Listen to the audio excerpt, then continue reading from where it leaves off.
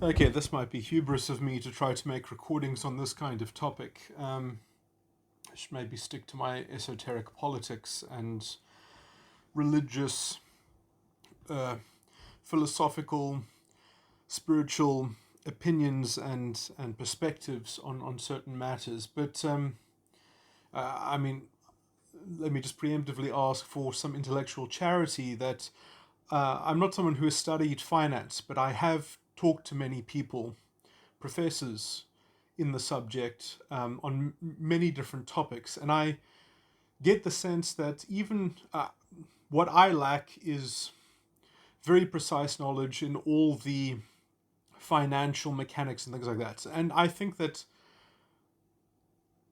I have a fairly good understanding of how these things work, but sometimes the devil is in the detail, and I think that I might get some things wrong. I suspect that I might not, but perhaps that's hubris. But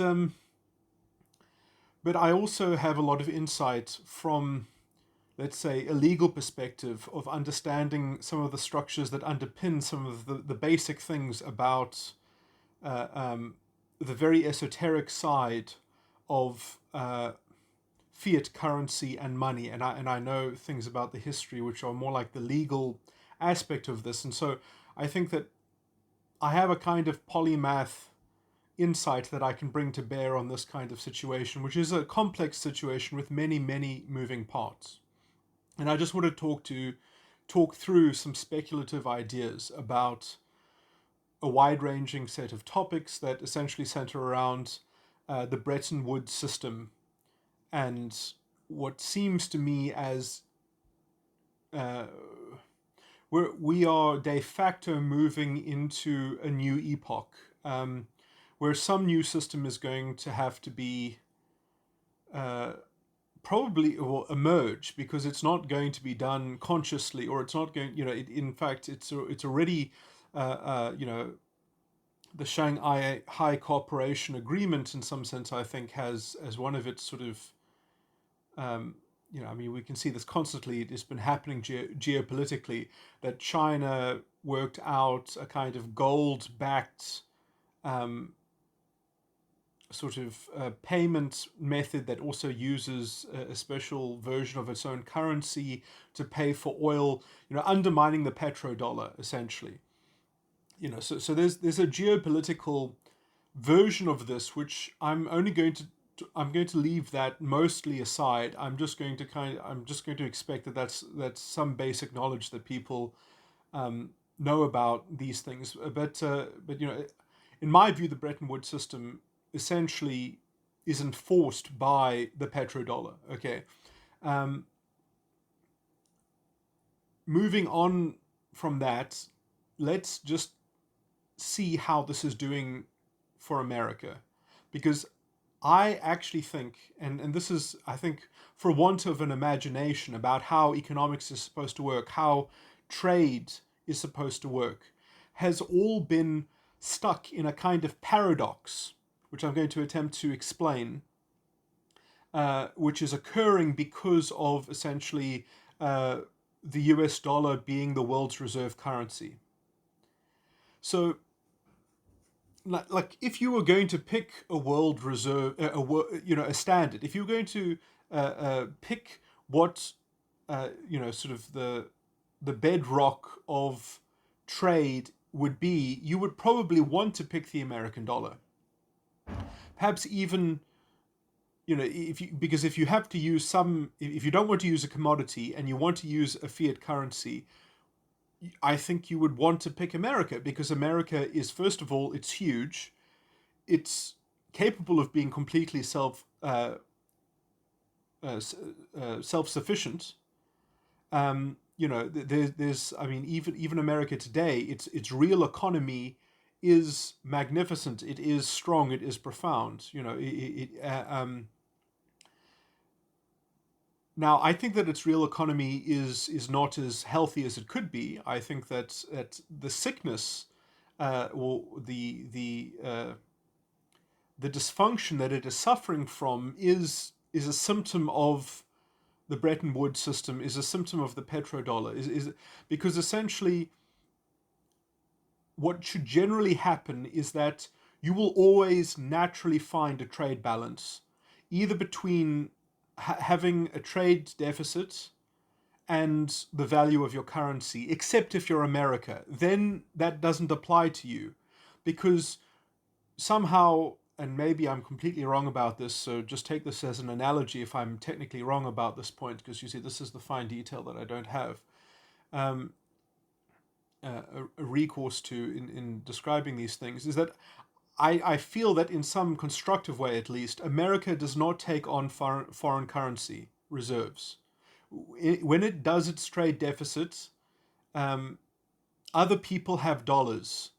They don't take out loans in foreign denomination. America isn't sitting there with, you know, Chinese yuan debt in the trade imbalance. So instead of them going into a liability, it's other people's credit in terms of US dollar, and so they sit there with US dollars. And so there is, relative to the amount of US dollars in the world, because it's the world currency and the world it's used that way, because everyone has to have dollars on hand to buy oil. That is how the Bretton Woods system essentially is established. But now, essentially, America has run a trade deficit for so long that there are so many dollars, and there is too little American economy to or to back that value. So there's a kind of there's frozen money out there. It's cool money. It's chilled, and everything that it touches has. And this is why America is prone to bubbles. You know, it's because there's all this liquidity sloshing around, and you have to do something with it. And the best you can do with it is invest in something in America. That's why everything in America is overvalued, is because there's just too many dollars on hand in the world, and there's too little America to back that footprint. Okay, so instead of converting those dollars into other currency and making other currencies stronger because of buying other currencies, increasing the demand for other currencies, and spreading this out,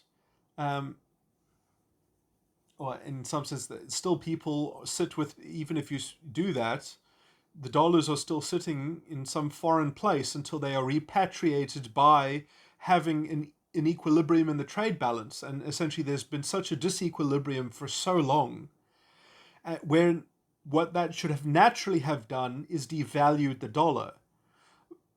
But because people have used it in this standard way, as the benchmark against where everything else is pegged against, and because everyone, in some sense, there's an artificial demand for dollars, is the simple answer. There's an artificial, geopolitically contrived demand for dollars, and America has leveraged this in order to exacerbate its trade deficit. Okay, and it's funded this deficit as well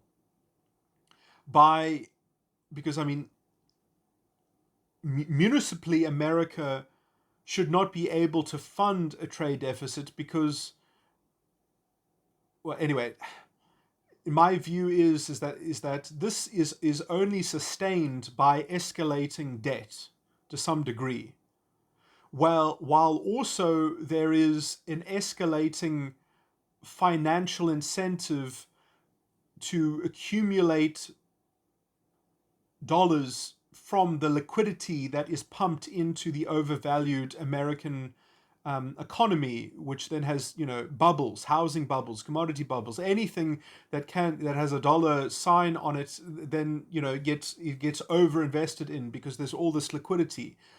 Okay, but so that means that if you're in the American real economy, you can either try to be productive and then try to produce something which then maybe somebody overseas will want to buy, and then you sell it and then you improve the trade balance, or you invest in the overvalued stock market. and then you perhaps seek a greater return because the volatility and it's maybe a bit of a casino, but the returns are much higher because there's so much liquidity and there's so much monetary inflation. So the real economy almost can't keep up with the with this kind of parasitic financial impediment, which is created by, let's say, a structural disjuncture with reality, which is just continues the gap continues to widen. Now, what is the solution to all of this? Now, in some sense, you could say the world economy is banking, or at least is presuming, or anticipates that what should ordinarily happen is that at some point America has to balance its budget, and over 200 years or something like that, it will eventually pay off all of this debt, and everything will, essentially some kind of 200 years of intelligently devised austerity or something like that, will be the kind of sobering up period that will be needed in order to counteract, this kind of this indulgent, kind of irresponsible, kind of delusional political management of the American economy, which always just defers the problem into the future. Now, I think that that's not a feasible solution. That's not going to happen, because as soon as you stop funneling alcohol into the party, and the alcohol is more debt, because even the status quo needs the debt, needs more credit to keep, let's say, almost, if I can put it like this, although this is not technically true at all, but essentially that you need to keep something in the status quo constant in order to not shock the system into a complete nosedive implosion. And roughly speaking, although this is not technically true, roughly speaking, the thing that you have to keep the same is essentially you have to keep on supplying the market with credit, even though there are all these kinds of financial opportunities for winning money at the stock market in the kind of casino of the finance section of the economy, and not actually fixing the trade imbalance. Because at least if you repatriate all that liquidity, then you can have honest inflation, rather than a kind of inflation which is conflated with a trade deficit, and therefore a credit, supplying a market with more credit that is more irresponsibly digging itself into a hole. Because, in some sense, there are two sets of debt. There is, now,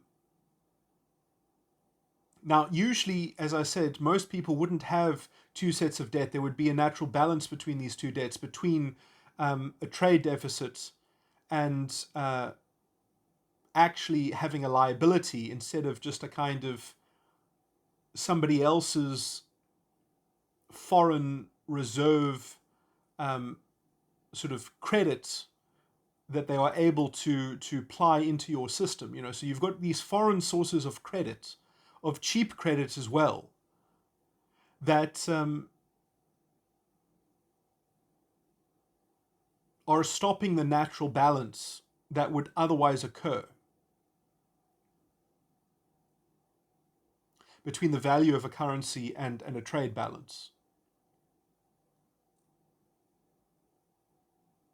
And so, you could also say that perhaps it's also, it's the foreign holders of US dollar cash reserves, but in some sense it's not their fault, because, that's what you do, is you accept dollars. Everyone is conditioned to accept dollars because of the petrodollar, so no one says, no, I don't want to get dollars in exchange for these goods, I want you to owe me. You take it on credit. You take the credit in my denomination of my Chinese yuan. I'm not going to accept dollars for these goods. I want to accept the Chinese yuan as your that you are liable to repaying, because then that would sort of more immediately start valuing the real economy more than the financial sector of the American. So America is disproportionately weighted into within its own municipal economic mechanic against the real economy, essentially, and towards the more financial sector anyway, and creating bubbles, essentially. Now, all of this would be solved with American inflation, with inflation of the US dollar, as in monetary inflation, and or the value of the dollar deflating. That the value of the dollar needs to inflate, needs to deflate. Sorry, you know what I mean. I don't know all the technical words in order to make my language precise on that point. You need a greater amount of dollars to be worth the same amount of what they were yesterday. Now, the problem is that when that starts to happen, now interest rates are going to climb. You're not going to be able to get more credit. You're not going to be able to get more bonds. You're not going to be able to sell more bonds to people without giving them increased interest rates. So the government debt, the public debt, is going to be much more expensive once you start getting inflation. Okay. Now, I think that how you solve this is that what America perhaps should... Okay, now what I'm about to say, I'm going to say very irresponsibly, because I don't understand all the geopolitical mechanics involved in what I'm about to say. So this might be a very bad idea, but I feel that it could solve a lot of problems, although it would leave some people shortchanged. If America's currency completely hyperinflated, it would essentially remove all debt from America, I believe. Because that means that the government itself would be able to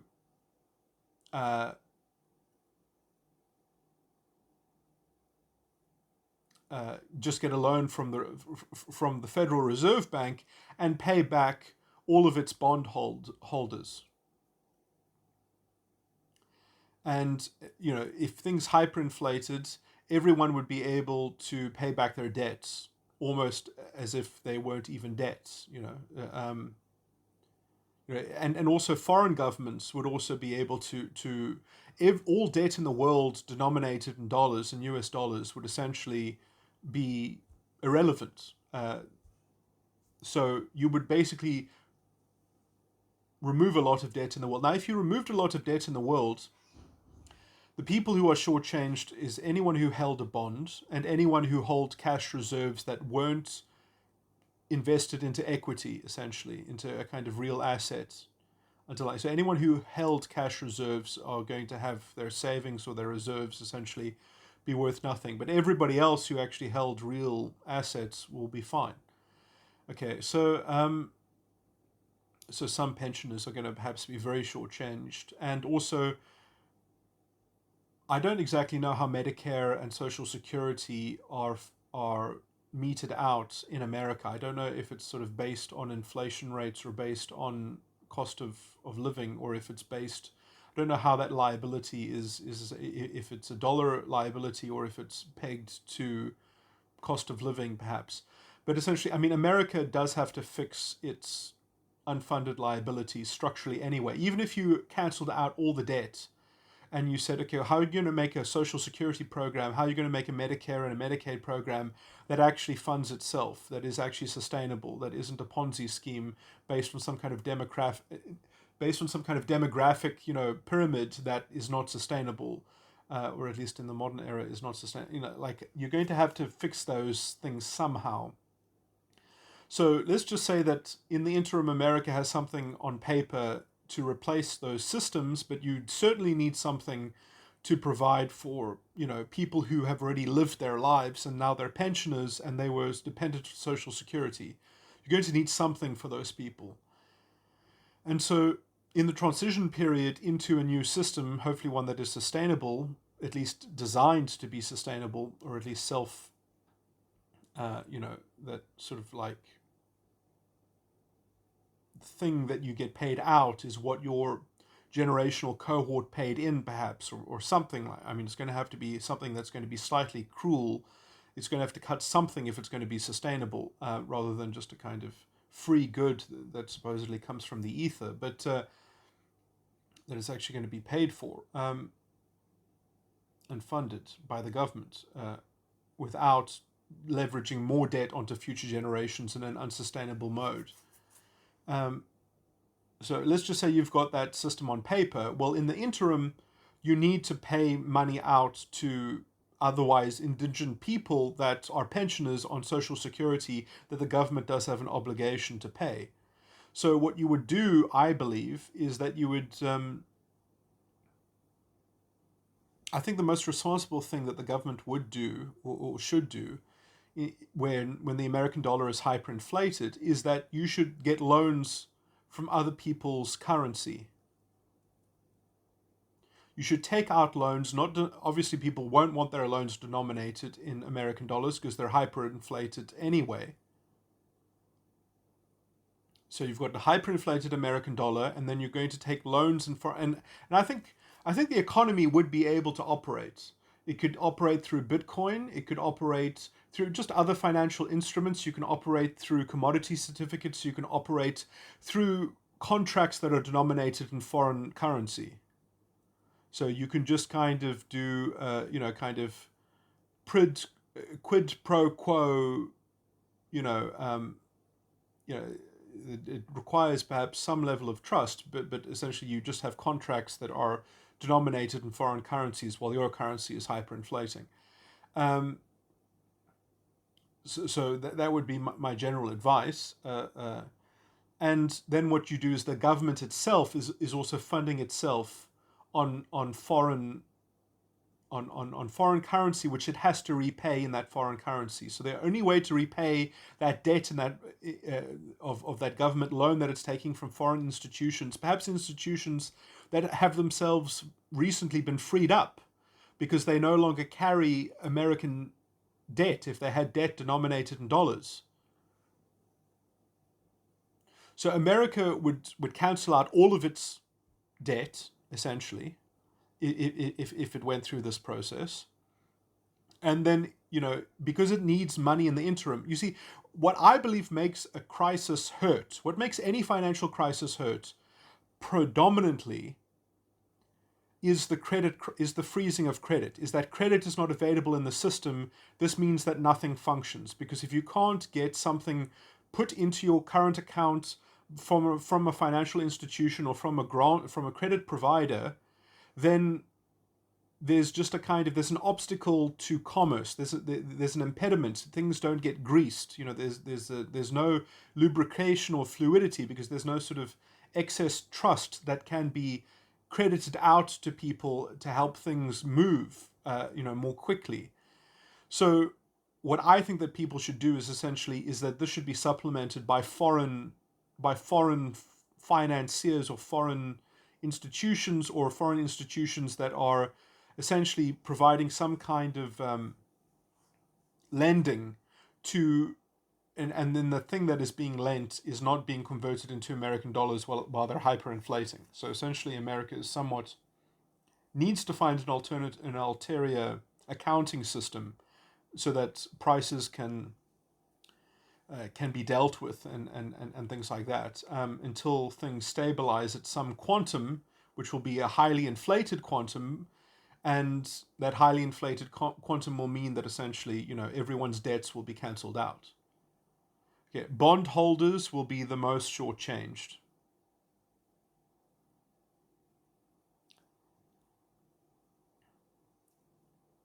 And perhaps government recipients that are entitled to essentially a quantity of dollars and not something that is pegged to some kind of So, but a lot of those liabilities were unfunded and need to be restructured. Those programs need to be restructured.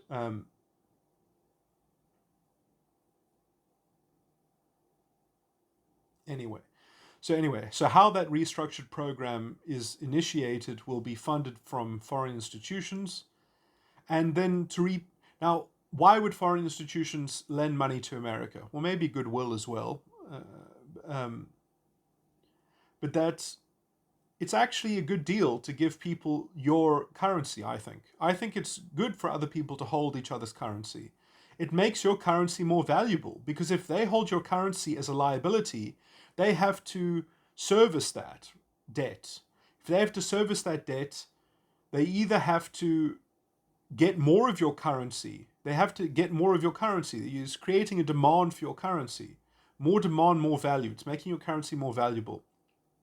This is the problem, is that the value of the American dollar has not found an actual equilibrium in forever. It's just never... Anyway, so either what happens is that as the American debt of this foreign denominated loan is increasing, either the value of the foreign currency goes up as the debt goes up that America's holding of this foreign currency, or the real economy of America exports to that country something, and then they get within the what's it called, the settle, the account of settlement between, in the trading, in the trading system, that part of the Reserve Bank is settling with the foreign, with the exchange between the currencies in terms of export and import. So, so essentially America is then fueling its immediate need to have credit and to spend money, is going to be fueled by either leveraged against the increased value of foreign currencies by creating a general demand for them, or by paying for it through trade, through having a trade surplus, which will be a stimulus to the local economy, to the real economy.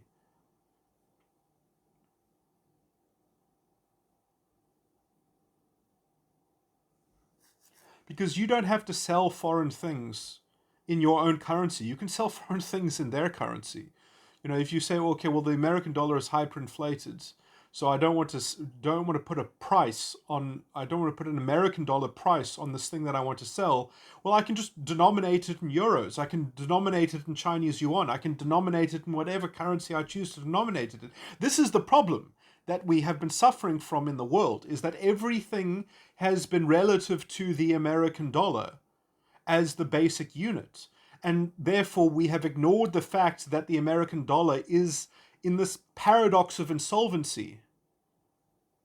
You see, technically it's not insolvent, but it should be, and it's also a paradox. And how the symptom of that paradox is the American real economy is just not properly engaged and utilized, because essentially the trade deficit is just being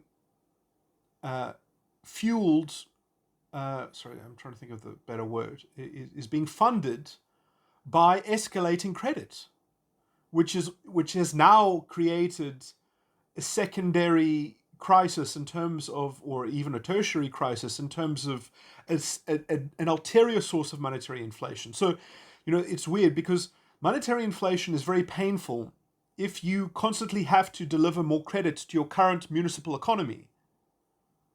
And then you have to be charged higher interest rates from the people that you're borrowing the money from in order to provide that credit to your municipal economy. So, you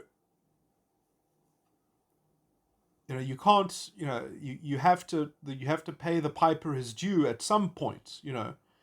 What I'm talking about is managing this in the most responsible way that I can imagine. Now, the reason why I put a huge caveat on everything that I just said, because I do think that what I've just said can work. It can function, and it can reset everything, and it'll be great for everyone. It'll be great for the real economy everywhere, because there's a lot of misinformation, there's a lot of missignaling that is bound in all of these asset bubbles. in the American market, creates waves of mis-signaling all over the world. Um, and it creates a kind of financial casino out of what should be, capital allocation and all those sorts of things, all of which, everyone looks at America and then they think, oh yeah, we need to do more finance like America, we need to do more of this, because everything's somewhat sort of plugged in to this because it's the world standard.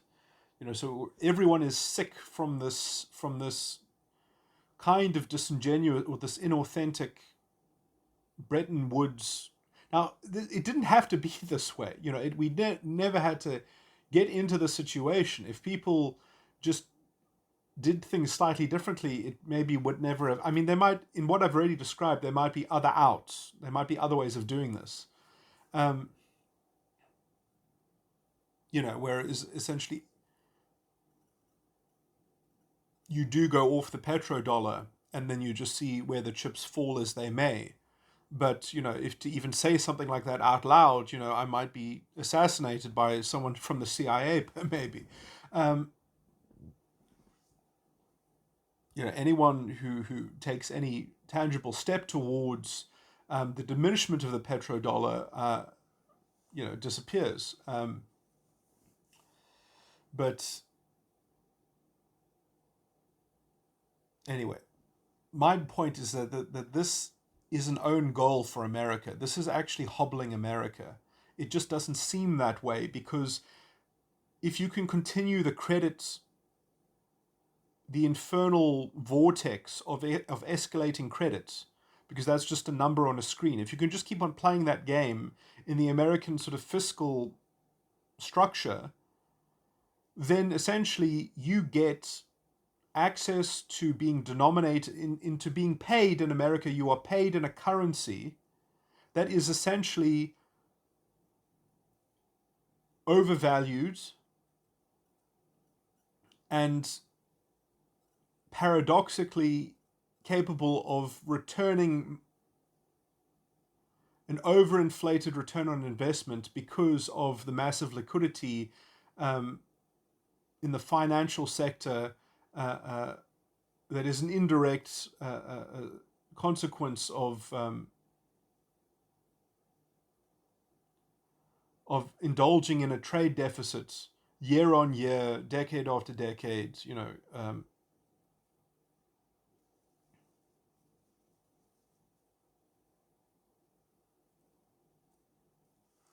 I mean, maybe there are easy ways of saying this. The world needs to deleverage the dollar.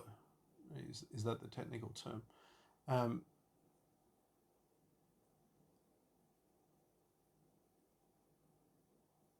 Even for America's own financial health in terms of its real economy, because when you flout trade balance and you seemingly get away with it,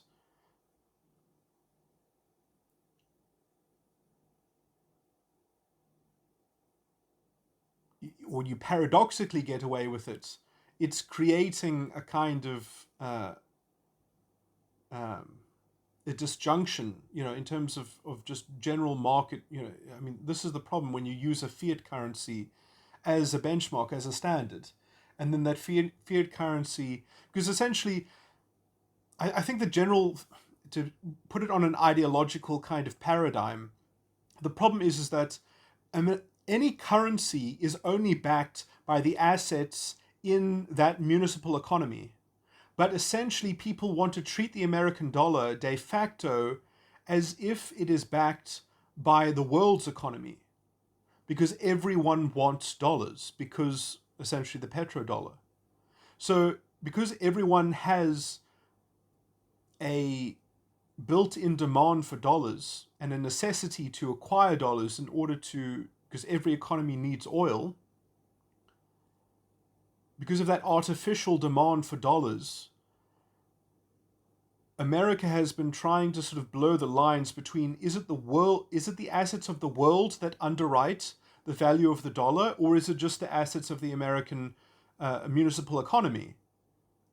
But de facto, after everyone has huge dollar reserves and people need to do something with their working capital, well, you don't throw dollars around in foreign countries. You convert them. You sell them to the country and you get in the local denomination, and that is how you buy goods and services and how you establish and how you invest in a country. Is that it's through the settlement exchange section of the Reserve Bank of okay, so the and that settlement exchange has to do with the trade deficit, is also then is working against whatever trade deficit you might have or trade surplus you might have. And because everyone has held on to these dollars with, in some sense, just an, if every year your dollar reserves just keep on growing, it's almost by definition, it's unsustainable. At some point, you need the trade balance needs to come back into the picture. And the trade balance just can't, because the municipal economy in America, the real economy that is actually productive, can't get its head around the allocation of capital towards the real economy when the financial sector has got all this inflated value and inflated prices floating around. And so, you sit with the American worker that might have dollars to do stuff with, and these overvalued dollars, but maybe they would be paying more if they were properly valued. Maybe their salaries would just go up, perhaps as well. But they've got these overinflated dollars, and they're overinflated because they have a kind of an expectation of a trade deficit. They have an entitlement to a trade deficit, which actually depresses the real economy of America, while it exacerbates the financial asset bubbles.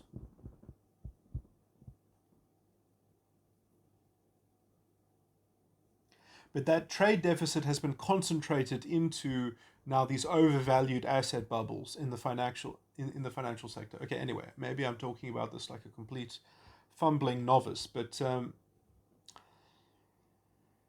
okay, so the reason I didn't finish my thought about the reason why this is perhaps a dangerous idea. The reason why this is a dangerous idea is because I don't know if you on purpose allow this process to occur just so that you can get into some kind of authentic fiscal balancing of your books, and then you can actually restart the integrity of the system, perhaps, which would also take you post Bretton Woods in some sense, or at least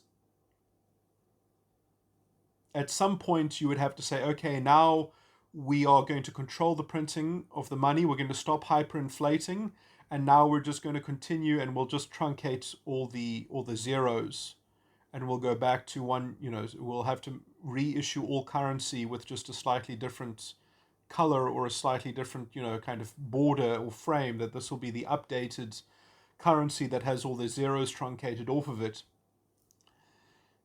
And everyone with their old dollar reserves or bond holders, they'll just be shortchanged, or maybe we'll make some kind of settlement to them, give them something, but that would be almost like a kind of charity, because it would not be necessary.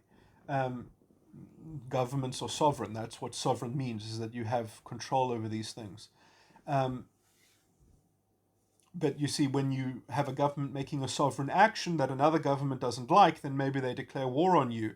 They say that this is I don't know what they would call it, financial sabotage. I don't know. I don't know if this would be grounds for China declaring war on America. I believe China is the largest holder of American dollar reserves, because they're the ones that they have the biggest trade deficit with. So that's the only caveat that I put on all of this. But I do actually think that it would be better for the world, because if you remove this huge amount of debt from the system, the two groups that lose will be pensioners or people with savings that weren't invested in actual equity, and recipients from government programs and bondholders. Those will be the people that lose out.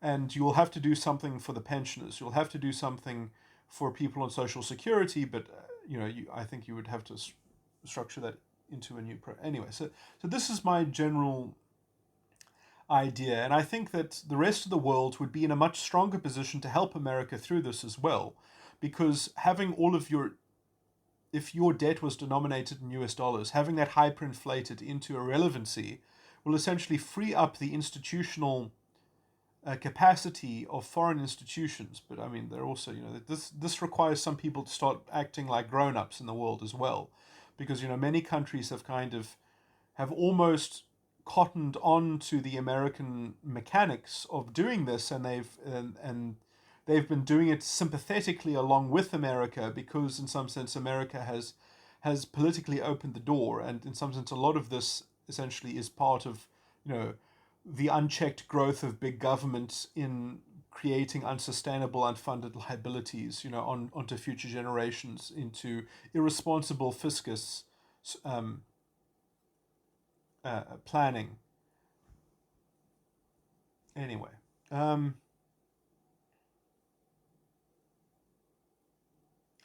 and America is an example to other countries. I mean, naturally so. And I think that in this sense, America has been a terrible example. I mean, people talk about America being a beacon and things like that, but I do think that the devil is in the detail, and in the economics and the accounting of the American structure. There's a huge lack of integrity, and it's essentially, in some sense, you could argue that it is dependent on America's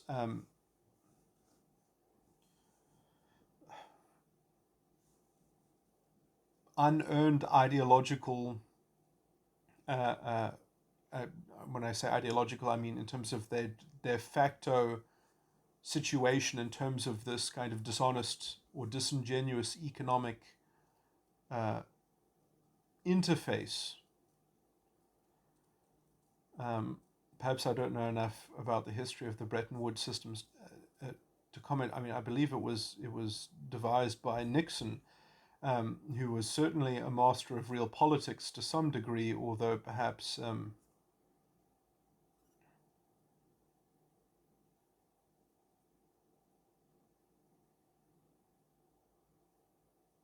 he did not foresee because I think it could have worked. I mean, if you were going to use a world currency, you might as well use America. I mean, it's huge, it's capable of being self-sufficient, but there weren't proper bars put in place in order to secure, things that wouldn't lead to this kind of,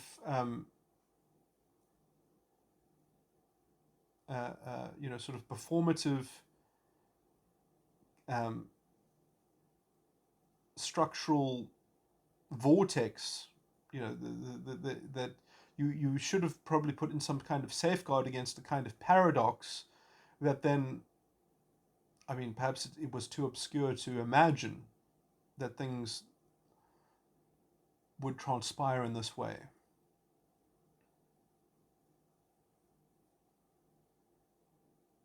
I mean, and another way of framing this is that, China is really very friendly to America in a lot of ways. And I know that that's going to sound crazy, but China could tank the American currency instantly.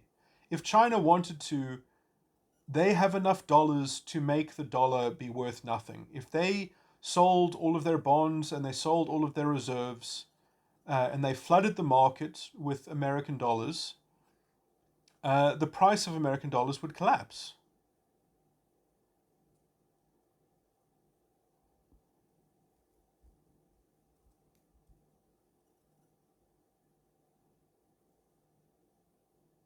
If they stopped buying American bonds, the price of dollars would also perhaps more slowly implode. If they stopped,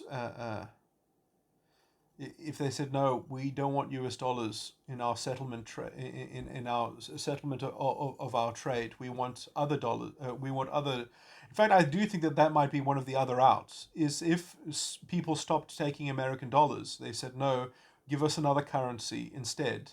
then America would have to get another currency or a commodity. They would have to either give gold or give trade. They would have to give something real. They would have to give a commodity, or they would have to trade with somebody else that they gave a real commodity to. If people said, no, we don't want dollars anymore, we want something else, that would also fix America's real economy. Because then America's real economy would have to start paying for its trade balance. It would have to fund, you would have to fund the trade balance through the real economy, through commodities, and through which America is fully capable of doing. They have huge capacity for industry. They have huge capacity for productivity, and it's underutilized. America's real economy has been depressed. People have said, "Oh, it's been depressed because China has devalued its currency." I maybe a little bit, but I don't think that's what's fueling this. I think that the American dollar was already was inflated by an artificial demand. The value of the American dollar was to begin with artificially inflated by the petrodollar. And does America really need this? I mean, does it really need this economic hegemony when it comes at a cost to the municipal economy? Yes, it makes imports cheap, but it makes your exports depressed. It depresses your export sector. And yes, I realize you have to import some things to export other things. But at some point, these things have to come into balance, or the value of your currency has to go down. But that doesn't happen to America. That is chilled because people hold on to their American dollars. They would rather just invest them or lend them, but they don't want to let go of them. They always want to hold on to them because they need them for oil. They need them to convert them into oil, because everyone who needs anything at some point generally needs oil.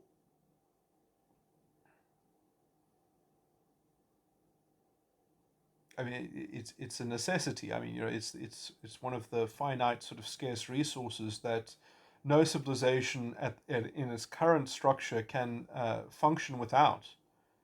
Um, it is de facto the real money of the world, as it were.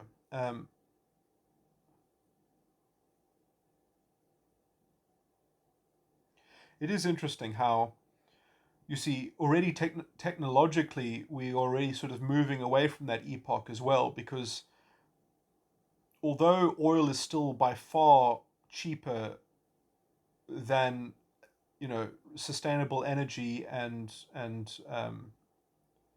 electric vehicles, in terms of, because I mean that's really what is, that you can get by without oil. Your quality of life is just going to be a lot lower for your society, because I mean this has to do with White's law, it's called. It has to do with the expenditure of energy. Um,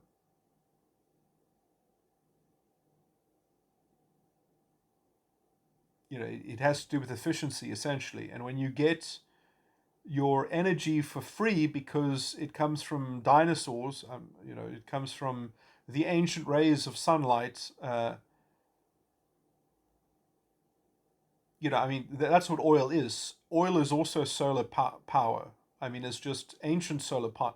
Everything, all the energy on this rock, on this planet, was gifted to it, or at least on the surface, at some point or another. Anyway, perhaps you know, it's not perhaps entirely true. I mean, perhaps I don't know enough about the science of the formation of the planet.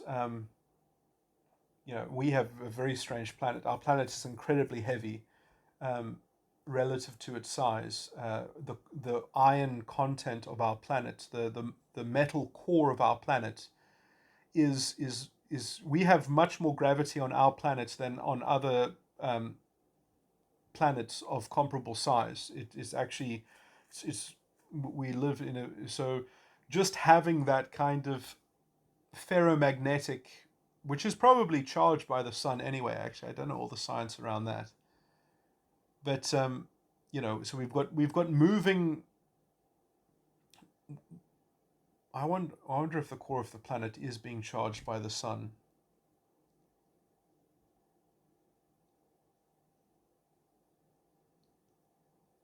Or sustained by the sun in some way, or if it's just sustained by gravity and pressure.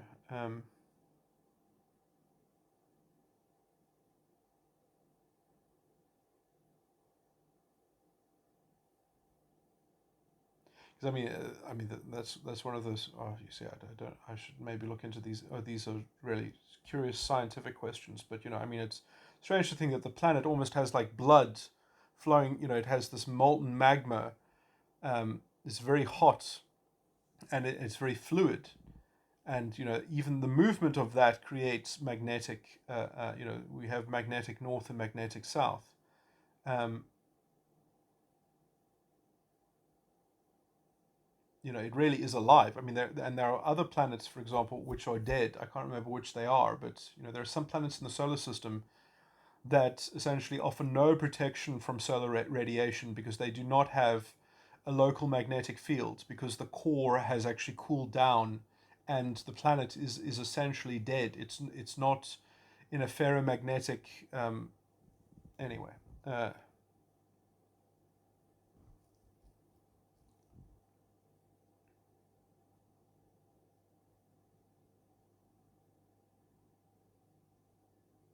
So that's why I just truncated what I was saying earlier, because I don't know how much the sun has to do with that, and obviously volcanoes and things like that do a lot of things in terms of uh, impacting on energy and on the state of our planet.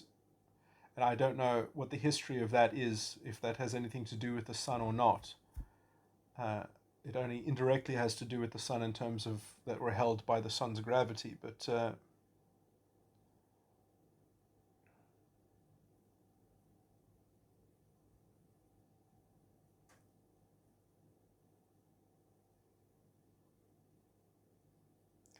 anyway.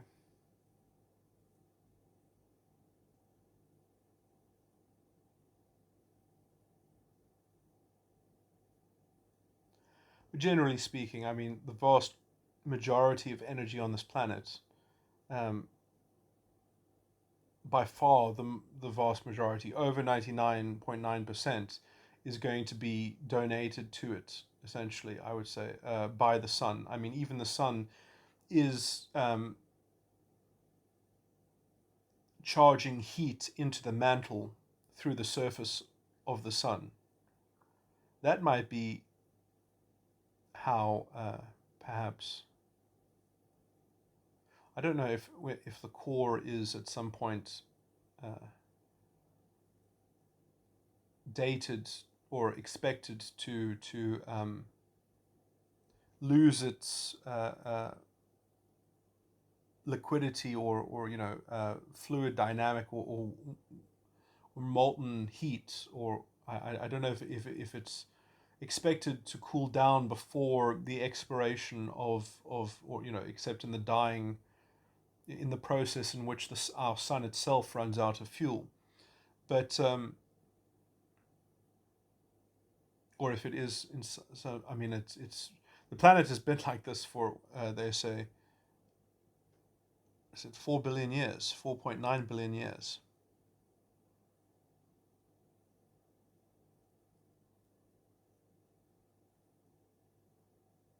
So I don't know if the sun has been sustaining that, or if it's been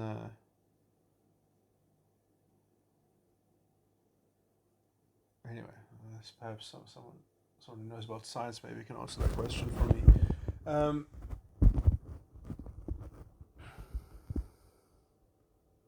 sorry, that's completely irrelevant to the topic that I was talking about. But anyway, yeah. So I guess that's. Oh, by the way, if anyone's curious, White's law is essentially a formula for working out the wealth of a population. The wealth of a society, uh, according to White's law, is um, the per capita cost of energy.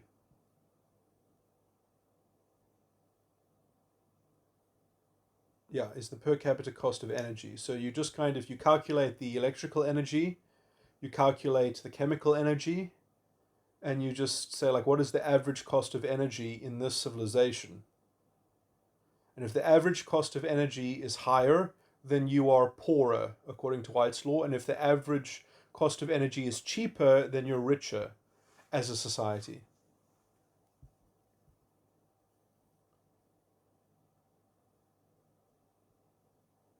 Wait, I think I might have just messed that up. I think it might be the availability of energy per capita. So you just, or the consumption. Yeah, it might just be the consumption. So you just look at how much energy per capita your society is consuming, and that gives you your general state of wealth. So if a society has more energy available to it and is consuming more energy, then it's richer. Which, in some sense, the only thing that White's law doesn't take into account is efficiency, because in some sense, if you make better use out of the energy that is available and that you are already consuming, then you can also, I would argue, be wealthier. That in some sense that, it's maybe, if I can make a technical distinction between energy richness and energy wealth, that you can sort of have better wealth um, while being less rich, and you can be more wealthy because you're more efficient at utilizing the same energy or even less energy. You get sort of more juice out of it, or more good use out of it. But that's a kind of a qualification between sort of, or making a technical qualification between wealth and richness. Um, anyway, okay, this is a bit of a postscript addendum. I just wanted to make a small point, which was, I don't know, kind of implicit in all the things that I was describing, but it's worth expressly pointing out. That, what makes this paradox within this complicated setup between America and the rest of the world perverse is that the more escalating quantitative easing and feeding into the credit in the American municipal economy, so essentially the more money that gets borrowed into the system, injected into the money supply within America,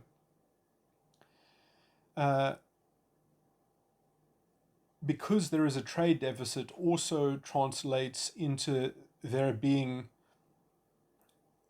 further exportation of that money because of the trade deficit, and then that leads to more liquidity and bigger bubbles in American assets or asset classes. So then there's more sloshing money looking for a place to do some work. And this means that the more that this happens, the more money there is to be made within the financial sector within America. The more financial money there is, and the more financial dividends there are within the American economy. So then when you have capital in America, you have to ask yourself, should I invest in the real economy and produce something? Or should I get a much higher rate of return in the financial sector? And when I choose the financial sector, I'm also meaning that I'm indirectly contributing to the trade deficit, which indirectly will remunerate me in the financial sector because of the exportation of that money supply, which will lend more liquidity to the American market, the American financial stocks and markets and financial mechanics. So the worse off the real economy in America, the better the returns in the financial sector. So it's a perverting it's a self it's a positive it's a system of positive feedback, in that the worse it gets, the faster it accelerates in terms of the worse it gets. Now, the problem is that if you try to fix any of these problems, you get a credit crunch, and that hurts the real economy. That puts an actual that starts to threaten the real economy, because now there isn't now interest rates have gone up, uh, and everything is already overvalued as well. Um, Everything in the American market is overvalued. So just there's a kind of I don't know all the financial terms, but essentially the system itself has got corrupt. It has dishonest signals woven into the real economy tapestry, and that's a kind of it's just a sludge, and it's a you could call it it's an added cost of doing business. It's a component of noise within the market in America. And I've described the core source of this noise. The core source of this noise is essentially the petrodollar, is the artificial demand for dollars in the world, um, which has inflated the value of the dollar beyond it being able to actually have a proper settlement uh, uh, and trade balance, dynamic, which is what other countries essentially have to face, where other countries will either people will accept their currency because they believe in the long term meritoriousness of the economy, in the robustness of the economy, in the growth of the economy. So, it's either maybe they're factoring in anticipated future GDP growth or something like that. So they will allow a country to have a deficit, because essentially the actual underlying assets in that economy is expanding at such a rate that essentially the value of any fiat currency is underwritten by essentially the municipal economy, and the prospects and health and general properties of that municipal economy. And also, legally speaking, when a currency uh, uh, see, now I don't know all the aspects though in geopolitics, in terms of that if a country hyperinflates its currency, I don't think that there is a precedent that that is at all illegal, or unlawful rather, in the international sphere, except if it can perhaps be argued as being a directly malicious, kind of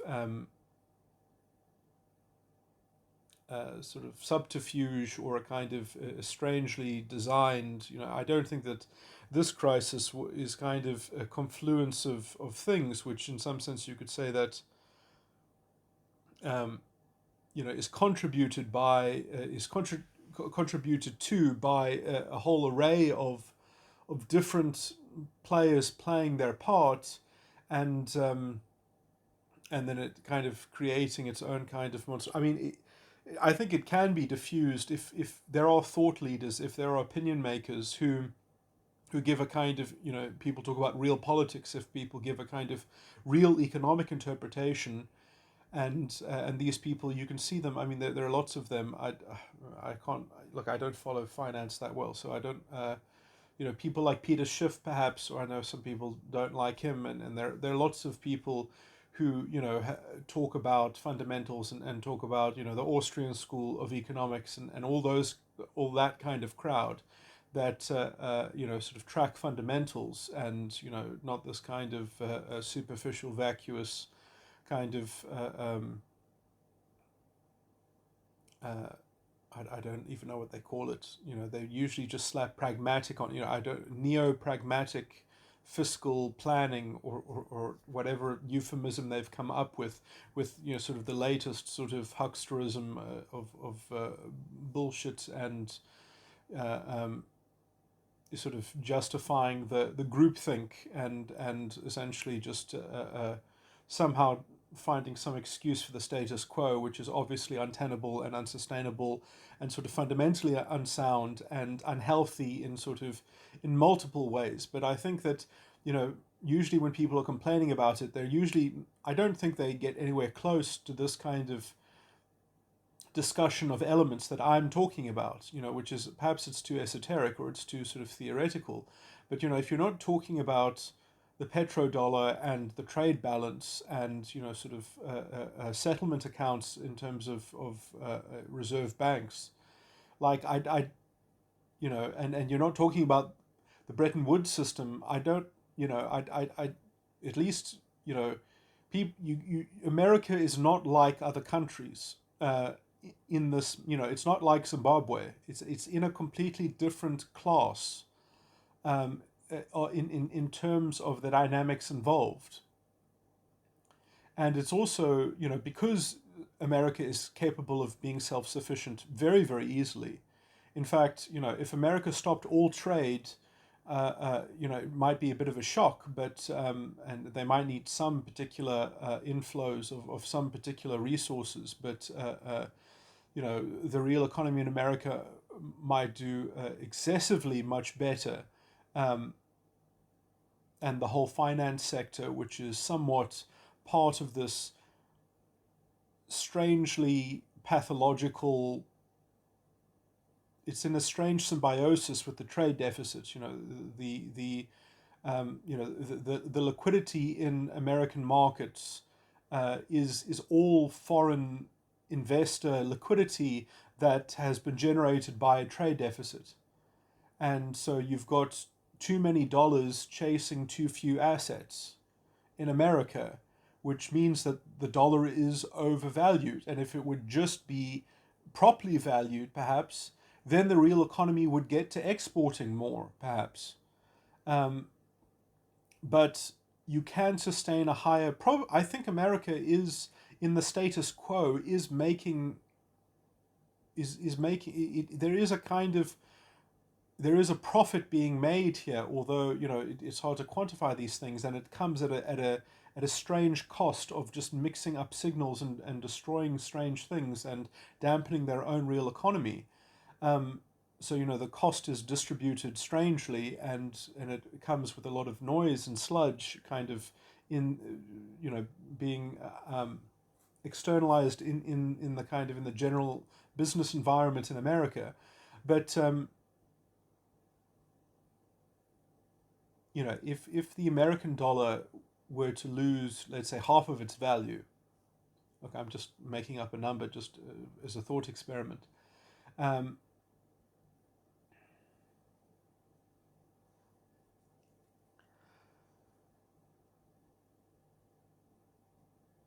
I mean, this would make its exports much more competitive, and it would also make its imports more expensive. So there'll be a tend towards import substitution that can also be a stimulus to the real economy. The problem is that as this is happening,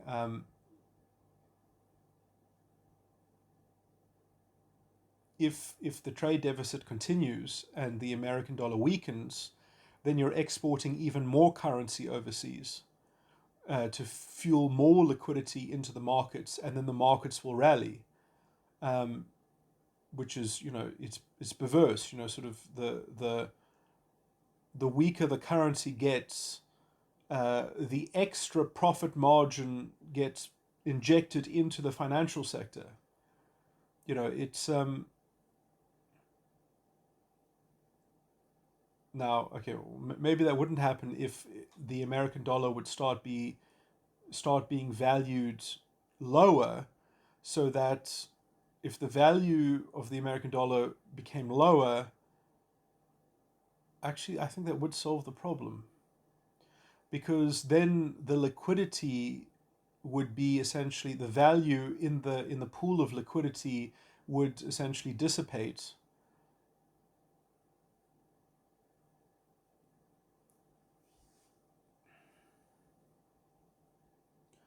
You would just have to, you see, I guess the only thing in the story that I just told there is that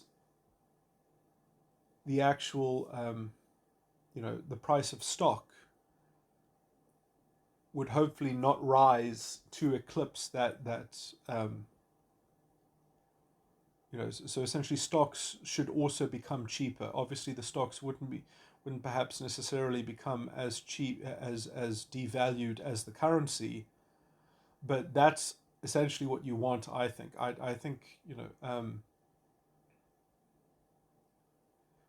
I guess to whichever degree the stocks are overvalued, their prices do need to come down at some point. But if you sort of inflate the currency, then you're kind of perhaps forcing that to happen in a way that's healthier, because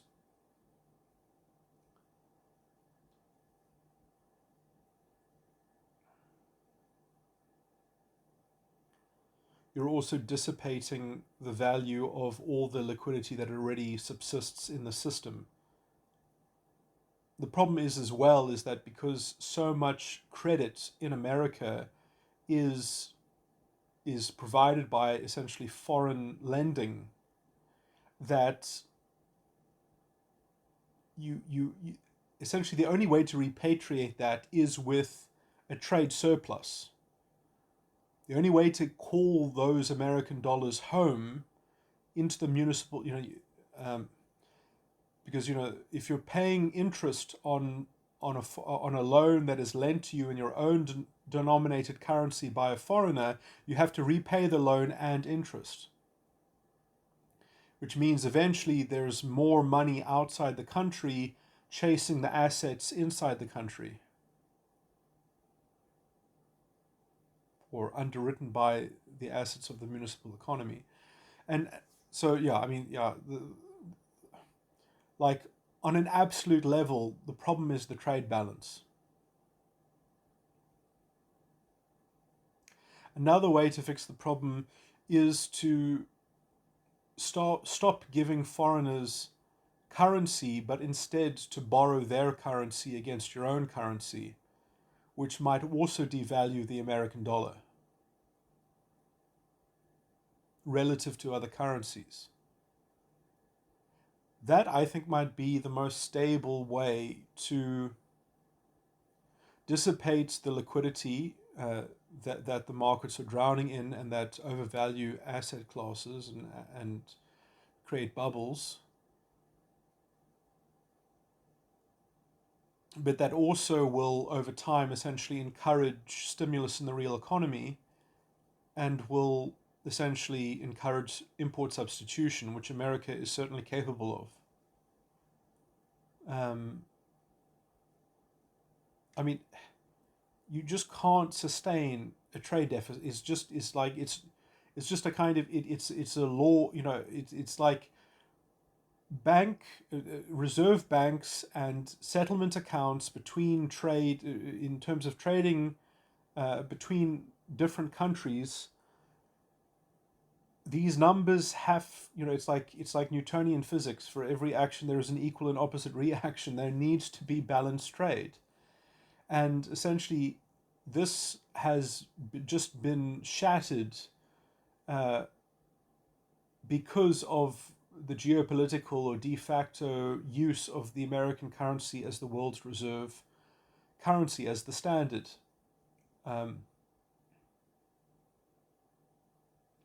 As the replacement of the gold standard. And it is certain. I believe it's better to have actually.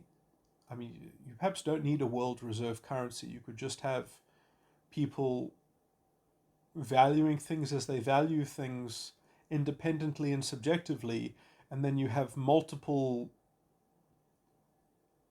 views about what things should be valued at, and people will demand what their preference is, and they will choose to accept what is on offer at the prices that they are offered them as, trade is always done between consensual participants. So I know, I think that, having a kind of,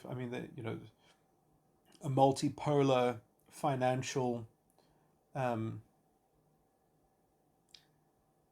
uh, uh, uh, new economic world system that essentially would be the one to follow the Bretton Woods system. Um, in some sense, I don't think it even has to be ushered in. It doesn't have to be negotiated. What does need to be negotiated is essentially perhaps helping America end the Bretton Woods system and ending it with a bit of a bang in the kind of plan that I've already outlined. Um, that you let the dollar essentially hyperinflate, and you very cleverly, because the problem is that when you're trying to use a currency as it's hyperinflating, it's like it's hell. You're going to have a bad time, and nothing is going to work, and all the prices are going to be insane because you can't, you need prices to actually have contracts and to have deals. But we already have Bitcoin, so you could already just denominate everything in Bitcoin.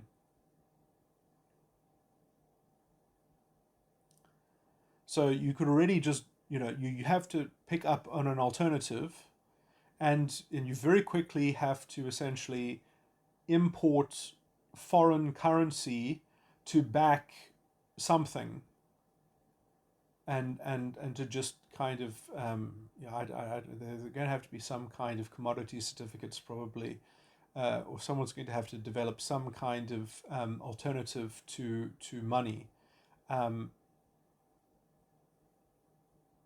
Which could essentially be something like one of the coins or like bitcoins, but this could already sort of be done privately,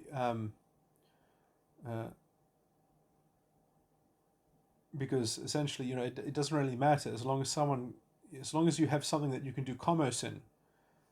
You just need a medium of exchange.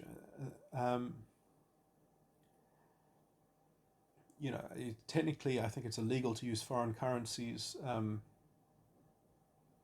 it's also illegal to reject legal tender, which the American dollar would be. But essentially, and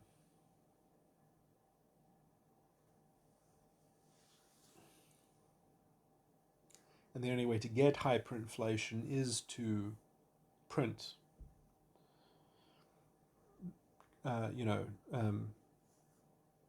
bills with more zeros on them.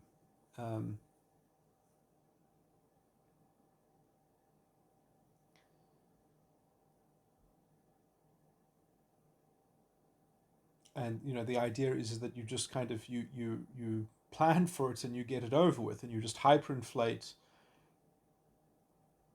Then you pay off all the debts, and you just sort of settle everything, and then you are going to go into a new debt cycle, but a debt cycle of foreign, where so in some sense the American government is going to trade.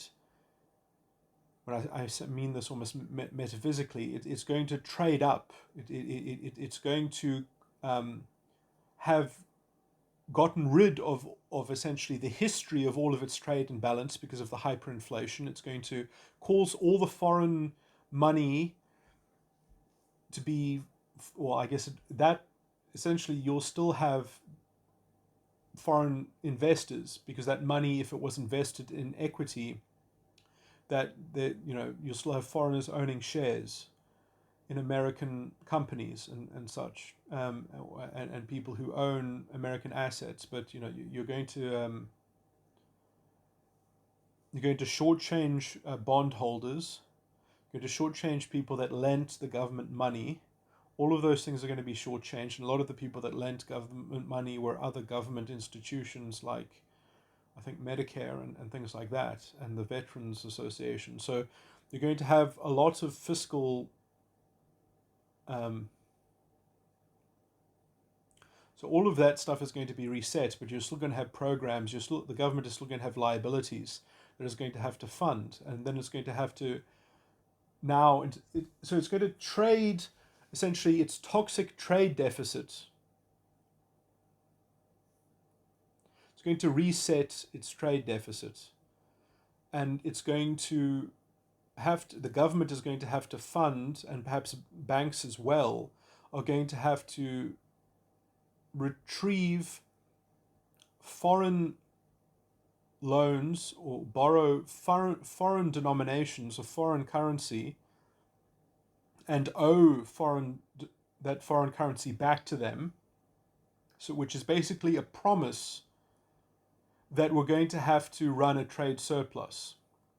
It's basically you're going to pay for that importation of foreign currency. You're going to have to pay it back in exports, in exporting more than you import, exporting more value than you import. So that when you need imports in the short term, you're going to be paying them the foreign currency that you just borrowed from foreign financial institutions or whatever.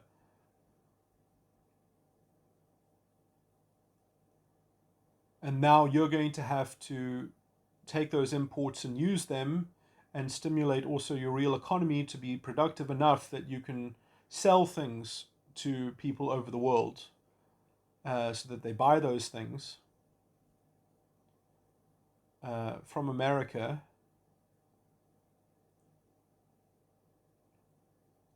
and give them and give them more foreign currency so that they can cancel out their debt. And America is really a huge economy, and it's big enough that and that will actually be a stimulus to the municipal economy in America.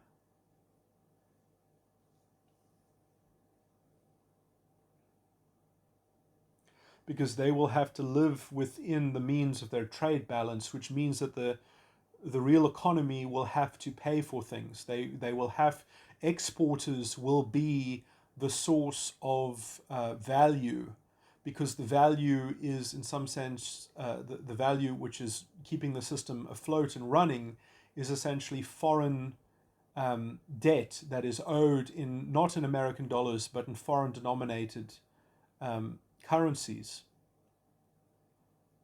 And then that actually puts the onus on other foreign currencies and foreign countries to have fiscal responsibility, because if those foreign countries then do the same kind of crazy quantitative easing and inflate their currency, then it'll be very easy for America to export things even easier to such countries, because such countries will because America will have debt in this foreign denominated currency. If that currency is fiscally responsible or fiscally irresponsible, if they're fiscally irresponsible and the value dilutes because they money print, it'll be easier to get someone in that country to pay a higher price in their currency for an American item that gets exported from America to them. And then the person who has that, who sold that thing in America, they will have this foreign currency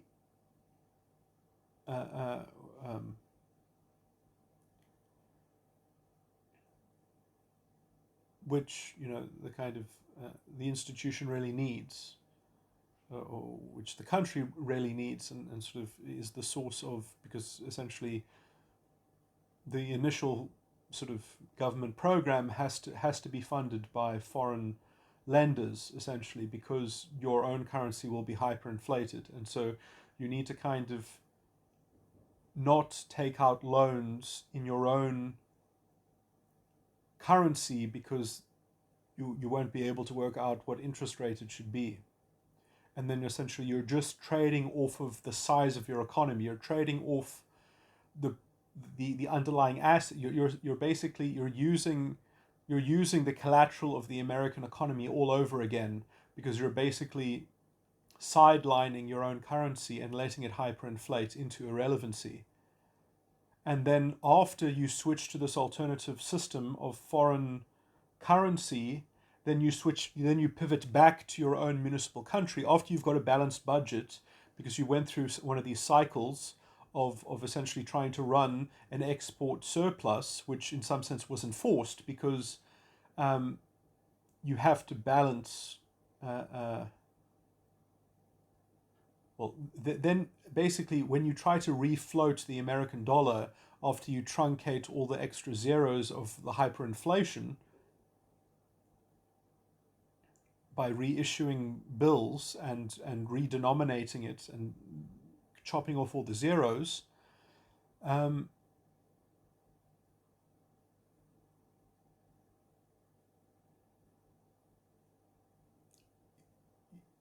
so it's technically not a new currency. I'm just saying that you would have to print new notes essentially to get rid of all the embarrassing zeros on them. Um, which make it very hard to do math, when you're trying to make a transaction. Uh,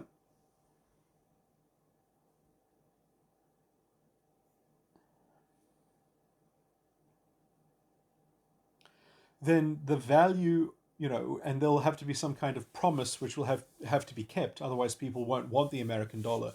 So, the idea is, okay, now we're refloating the American dollar, as a messaging thing. And so we want people to have confidence and trust in this, and we won't hyperinflate again. Like you have to trust us on this. In fact, we've now even made maybe an improvement to the structure of that we have to have balanced budgets, and we have got things in place to sort of guarantee that we have uh, balanced trade, or at least a balanced trade that properly reflects on the value of the currency, because we're no longer sort of maybe plugged into the petrodollar, stuff like that.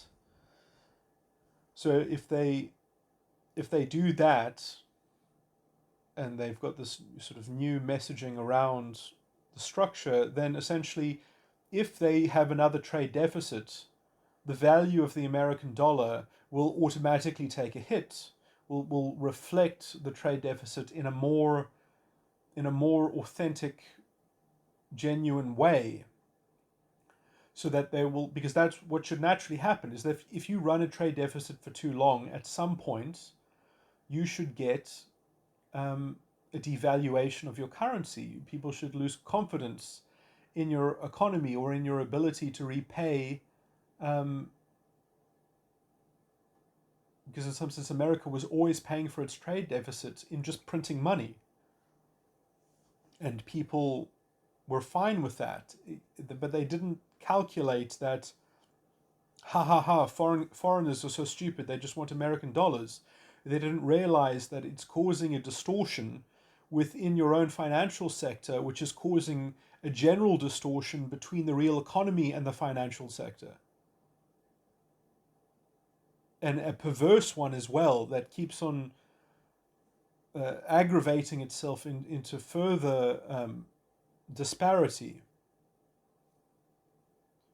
Because the worse the real economy does, the worse the trade deficit, the higher the financial returns, because the more sloshing liquidity that gets funneled into the dwindling real economy or assets and stocks, which supposedly on some level are supposed to represent the real economy. So you've got sort of a real economy that's just trading water, or even slightly growing very slowly, and you've got a financial sector that keeps on growing at far greater than the actual growth of the real economy. And the mismatch here is essentially just a reflection of something like monetary inflation, just increase in the money supply. Um, but an increase in the money supply that is being reflected more in the financial sector than in the real economy, and therefore you get a kind of, it becomes parasitic, because then there's too much opportunity cost in not investing in the financial sector. If you had capital in America, if you invested in the real economy, you could be proud of yourself, and you can say, oh, okay, well, I'm actually being productive. I'm actually putting this capital to good use. I'm having to find customers. I'm having to find a niche. I'm having to serve people. But the people in the financial sector are just making a much greater rate of return. So you're being penalized. And the worse off you do in the real economy, the more the financial sector gets remunerated by rallying stocks. It's just the whole thing is perverse. It is, but essentially, what is the conduit of this is the trade deficit. Anyway, okay, so I've ended up repeating everything, but I just thought I'd give my 2 cents on the proximate solution to these things.